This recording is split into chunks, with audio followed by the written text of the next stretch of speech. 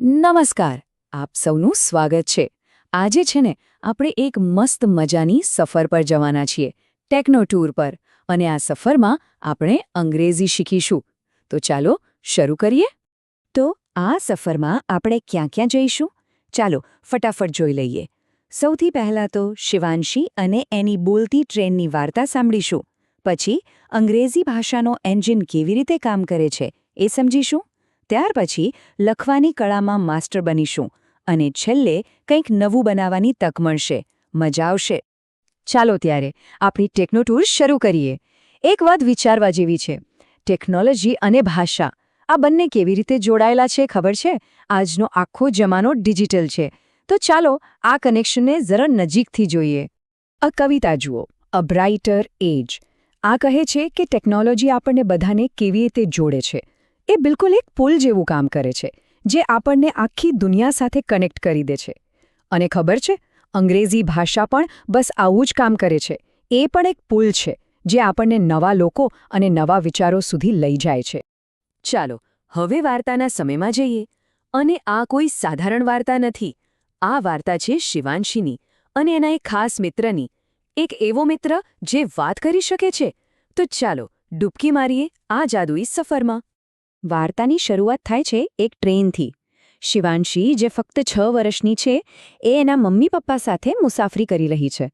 એકદમ શાંતિથી બારીની બહાર જોઈ રહી છે. એના માટે આ સફર બહુ ખાસ છે.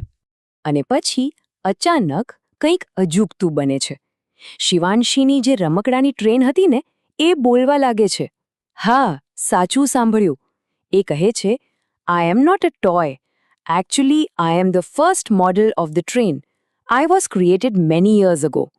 વિચારો, શિવાંશીને કેવું આશ્ચર્ય થયું હશે. અને પછી તો એ નાનકડી ટ્રેન શિવાંશીને આખા ભારતીય રેલવેના ઇતિહાસની સફર કરાવે છે. એ વાત કરે છે 1853ની પહેલી ટ્રેન વિશે, જે બોમ્બે અને થાણે વચ્ચે ચાલી હતી.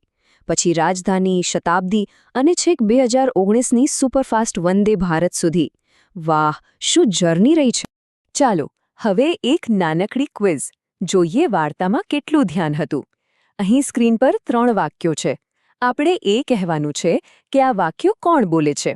પહેલું છે, that's the point, I also change as the time passes. કોણ બોલ્યું હશે? શિવાંશી કે ટ્રેન? જરા વિચારો. અને બાકીના બેનું? તો વાર્તાની સફર તો મજાની રહી, ખરું ને?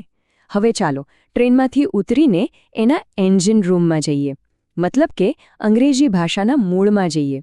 જોઈએ કે આ ભાષાના નિયમો શું છે અને કેવી રીતે બનેલી છે. અંગ્રેજીમાં છે ને સરખામણી કરવાની બહુ મજા આવે છે. અહીં જુઓ, 2 રીત છે. એક છે એઝ વાળી, જેમ કે the room is as cold as ice, એટલે કે રૂમ બરફ જેવો ઠંડો છે. અને બીજી રીત છે લાઇક અ વાળી, જેમ કે હી રોર્સ લાઇક અ લાયન, એ સિંહની જેમ ગર્જના કરે છે.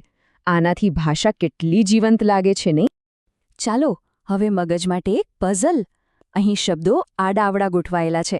આપણું કામ છે એને સરખી રીતે ગોઠવીને એક સાચું વાક્ય બનાવવાનું. પહેલું જુઓ, as fast as friend is a horse my. આનું સાચું વાક્ય શું બને? My friend is as fast as a horse. હવે બીજા વાક્યનો વારો. વિચારો જોઈએ.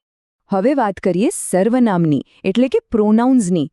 આપણે કોઈના વિશે વાત કરતી વખતે વારંવાર એનું નામ નથી લેતા, બરાબર? એની જગ્યાએ હી, શી, ધે, યુ જેવા શબ્દો વાપરીએ છીએ. તો ચાલો આ ખાલી જગ્યાઓને સાચા સર્વનામથી ભરીએ. પહેલી ખાલી જગ્યામાં શું આવશે? હી કે શી? સારું, આપણે અંગ્રેજીના નિયમો તો સમજ્યા, પણ એનો ઉપયોગ ક્યાં કરવાનો? રોજિંદા જીવનમાં. તો હવે આપણે એવા રાઇટિંગ સ્કિલ્સ શીખીશું જે આપણને ખરેખર કામ લાગશે. જેમ કે ચેક કેવી રીતે ભરવો અથવા તો કોઈને પત્ર કેવી રીતે લખવો. આ જુઓ, એક બેંકનો ચેક. પહેલી વાર જોતા કદાચ થોડું અઘરું લાગે. આટલી બધી વિગતો, પણ ગભરાવાની જરૂર નથી. ચાલો આપણે એક પછી એક બધી વિગતોને સમજીએ. આ બહુ સહેલું છે. ચાલો જાસૂસી કરવાનો સમય થઈ ગયો. આ ચેકને બરાબર ધ્યાનથી જુઓ. સવાલ એ છે કે શિવલાલ નંદાનિયાને પૈસા કોણ ચૂકવશે? ક્લુ ચેકની અંદર જ છે, શોધી કાઢો. અને હવે બીજો સવાલ, ચેક પર રકમ કેટલી લખેલી છે? પણ અહીં એક ટ્વિસ્ટ છે. રકમ શબ્દોમાં અને આંકડામાં બંનેમાં શોધવાની છે. ખબર છે આવું કેમ હોય છે? જેથી કોઈ ગડબડ ન થાય અને રકમ એકદમ સ્પષ્ટ રહે. અરે બાપ રે, અહીં તો કોઈકે આખો પત્ર ફાડીને ટુકડા કરી નાખ્યા છે. આપણું કામ છે આ બધા ટુકડાઓને સાચા ક્રમમાં ગોઠવીને ફરીથી આખો પત્ર બનાવવાનો. તો પત્રની શરૂઆત ક્યાંથી થાય? તારીખથી કે પછી સીધા ડિયર નીલુથી? અને આ રહ્યું સાચું ફોર્મેટ. જોયું? પત્ર લખવો કેટલો સહેલો છે. સૌથી પહેલાં તારીખ, પછી જેને પત્ર લખતા હોઈએ એનું નામ, પછી આપણી મુખ્ય વાત અને છેલ્લે આપણું નામ. બસ આટલો જ, એકદમ સિમ્પલ. તો આપણે વાર્તા સાંભળી, ગ્રામર શીખ્યા, ચેક અને પત્ર લખતા પણ શીખી ગયા. ઘણું બધું કર્યું. પણ હવે ખરી મજાનો સમય છે. હવે જે કંઈ શીખ્યા છે એનો ઉપયોગ કરીને કંઈક નવું બનાવવાનો સમય છે. હવે વારો છે ક્રિએટિવ બનવાનો. આ એક નાનકડી એક્ટિવિટી છે. અહીં કેટલાક ક્ષેત્રો આપેલા છે, જેમ કે કમ્યુનિકેશન, ઓટોમોબાઈલ, મેડિસિન. આપણે એ શોધવાનું છે કે આ બધામાં કઈ નવી ટેકનોલોજી આવી છે. આ કામમાં ઘરના મોટાઓની કે શિક્ષકની મદદ લઈ શકાય છે. બહુ મજા આવશે. તો આપણી આ ટેકનો ટૂર અહીં પૂરી થાય છે. પણ યાદ રાખજો, શીખવાની સફર ક્યારેય પૂરી નથી થતી. જતાં જતાં બસ એક વાત વિચારવા જેવી છે. ભવિષ્યમાં અંગ્રેજીને વધુ સારી રીતે શીખવા માટે ટેકનોલોજીનો ઉપયોગ કેવી રીતે કરી શકાય? આ સવાલ સાથે હું રજા લઉં છું. ફરી મળીશું.